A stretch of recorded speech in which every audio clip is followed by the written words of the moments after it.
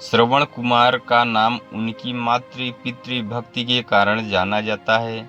वह अपने अंधे माता पिता के इकलौती संतान थे।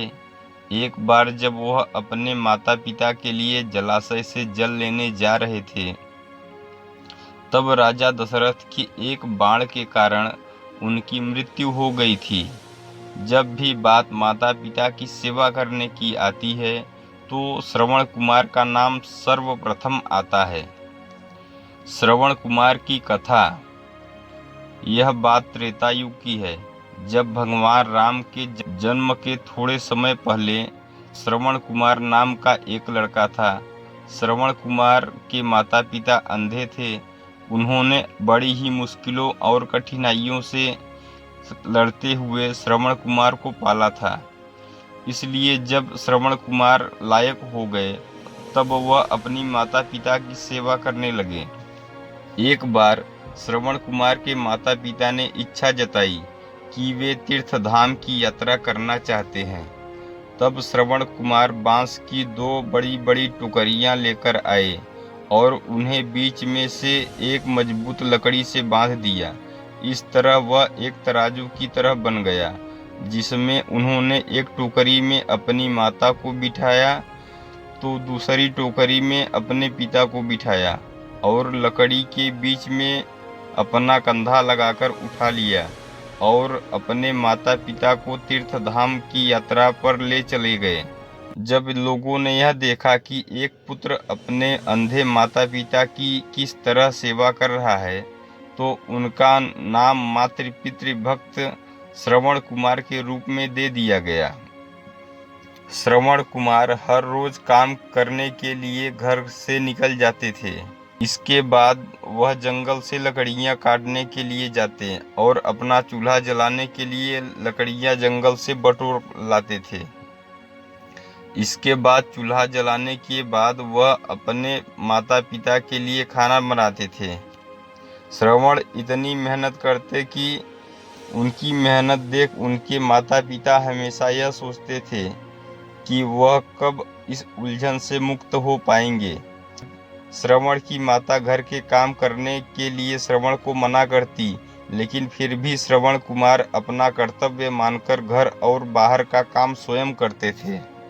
एक रोज श्रवण कुमार खाना बना रहे थे, तब उनके माता पिता ने उनसे कहा कि उन्हें प्यास लगी है। अपने माता पिता की प्यास बुझाने के लिए श्रवण कुमार नजदीकी जलाशय से जल लेने के लिए चल पड़े। जब श्रवण जलाशय से जल भर रहे थे, तब उनके बर्तन से ऐसी आवाज निकल रही थी जैसे कोई जानवर पानी पी रहा हो। ठीक उसी समय अयोध्या नगरी के राजा दशरथ शिकार के लिए जंगल में आए हुए थे। राजा दशरथ के पास शब्द भेदी बाण चलाने की कला थी, जिसमें वह केवल ध्वनि सुनकर अपने बाण को निशाने पर मार सकते थे। श्रवण कुमार पानी भर रहे थे। उनके बर्तन से निकलने वाली ध्वनि जब दशरथ ने सुना, तो उन्होंने सोचा कि वह कोई पशु है जो कि जल पी रहा है। यह सोचकर राजा दशरथ ने उस ध्वनि की तरफ अपना बाण छोड़ दिया। जब वह बाण श्रवण कुमार के शरीर पर लगा, तो उन्होंने जोर से चिल्लाया। श्रवण कुमार के चिल्लाने की आवाज सुनकर राजा दशरथ को आभास हुआ कि उन्होंने किसी मनुष्य पर बाण चला दिया है। अपने घोड़े से उतरकर राजा दशरथ तुरंत उस स्थान पर पहुंचते हैं जहां श्रवण कुमार घायल अवस्था में पड़े थे।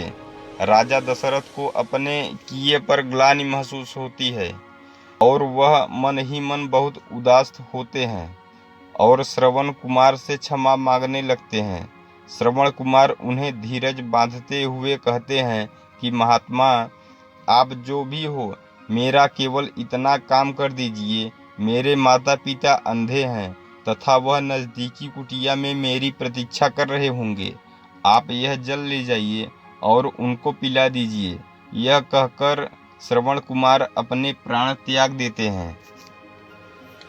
अपना मुख शर्म से नीचा करके राजा दशरथ श्रवण कुमार से वह जल का पात्र लेकर उसके माता पिता के पास पहुंचते हैं।